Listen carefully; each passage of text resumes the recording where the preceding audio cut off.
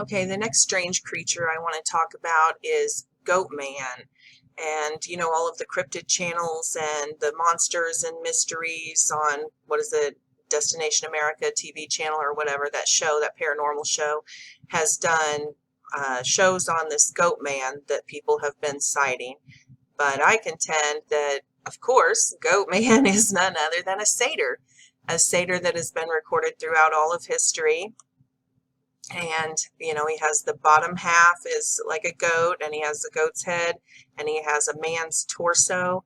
It's called a satyr, Satyr.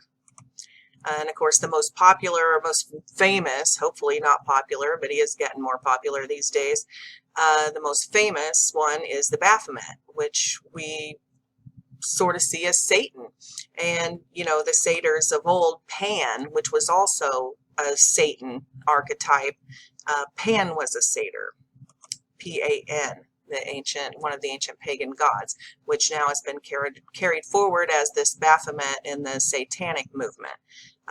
Again, all genetic hybrids, all satyrs.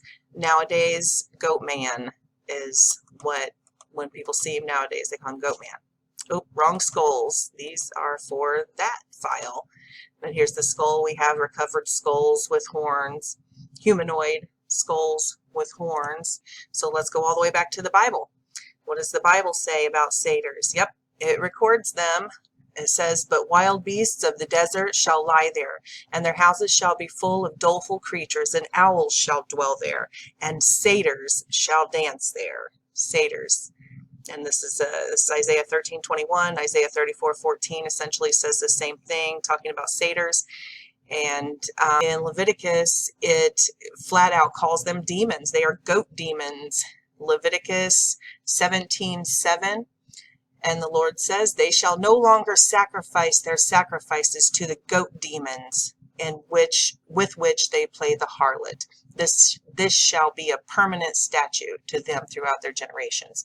So he was forbidding them, the humans, the Hebrews, the humans, from continuing to worship these goat demons, which we just looked at. They are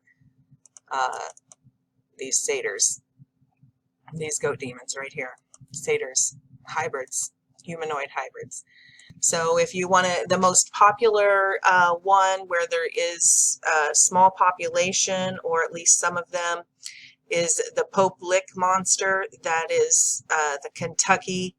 This is half man, half goat, Satan spawn. Now, I'm not saying all this stuff that you see on the internet is true, but I am telling you that there are multiple records of this Pope Lick monster and the Kentucky Goatman. So you can Google that, the Kentucky Goatman, the Pope Lick monster, stuff like that, and you can see, I think it was Monsters and Mysteries, you can see the modern day accounts on here. Since Monsters and Mysteries is a syndicated show, I don't want to run the clip because I don't want to get a copyright strike. But right here, there's a clip of it right there, and these people are all witnesses, eyewitnesses of this half goat, half man satyr. So they were around in the biblical records, they were around throughout history. Their statues are, all sorts of documents talking about them. The Bible talks about them, and people today, right now, are still seeing small remnants of these Nephilim hybrid races. So if you want to hear more about modern day encounters with these satyrs, with these goatmen, again, Linda Godfrey is kind of the go-to gal on this subject. Besides American Monsters, she has, I think it's called Monsters Among Us is her newest book, and tons of other books. She has tons of other books. So anyway, Linda S. Godfrey, you can probably just search her on YouTube and listen to her interviews to find them. And then I want to put my link, I'll put my link to Strange Creatures again below, because this is part of a series that I'm doing. And then also I'm going to put this link to, I know this says time travel in the Bible and Bigfoot's explained in the Bible, but just the first section is about time travel. On its 5 shocking things you didn't know were in the Bible is actually the video. And if you go past the time travel, it goes into all this genetic hybrid stuff. And that's important, because there are other stories like the Jersey Devil and stuff where these women, human women, are giving birth to creatures that have hooves and different things. And we see in modern times people born with tails still, people born with the double rows of teeth, people born with giantism, with all of these genetic traits from the contamination of our human gene pool, hypertrichosis and stuff. And that's what this talks about.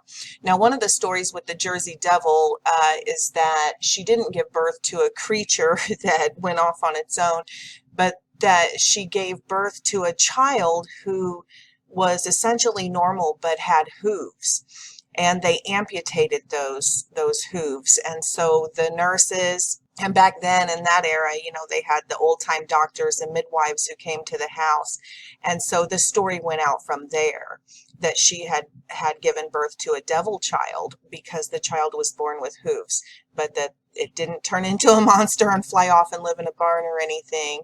It all spawned from this story because the midwives and the doctor had seen this child, human child born with hooves, and they had amputated the hooves, and the child, lived from then on, but in seclusion.